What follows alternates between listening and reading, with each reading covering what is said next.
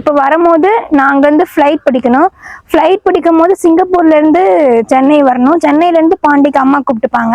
Singapore வரணும் அப்படின்னும் போது அங்கே வியட்நாம்லேயே எனக்கு வந்து ப்ராப்ளம் ஆயிடுச்சு. அங்கே வந்து ஃப்ளைட் வந்து என்னால் ஏற முடியலை. அங்கே காலையில் 7 மணிக்கு வந்து என்னோடய வீட்டிலேருந்து நான் ஏர்போர்ட் போகிறதுக்கு 6 மணி நேரம் ஆகும். அங்கே போகும்போது 7 மணிக்கு வர வேண்டிய பஸ் வந்து 10:15 வரைக்கும் லேட் ஆகிடுச்சு.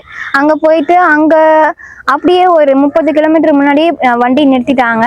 வண்டியிலேருந்து இறங்கி ஒரு பைக் பிடிச்சி அவர் வந்து கடன்னு எங்கேயோ ஹெவி டிராஃபிக்காக இருந்தாலும் கடன்னு போய் ஏர்போர்ட்டில் போய் நிறுத்திட்டாரு.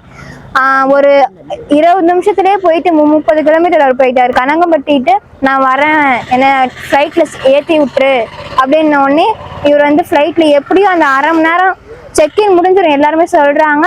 2:50க்கு செக்இன் முடிஞ்சிருச்சு. 3:30 மணி ஃப்ளைட்டுக்கு இப்போ ஏன் வரீங்க? நாங்கள் கடன்னு போயிட்டு 3:20க்குலாம் அங்கே போயிட்டேன், ஃப்ளைட் ஏறிட்டேன். அப்போ தான் நல்லபடியாக இட்டுன்னு வந்து விட்டார்.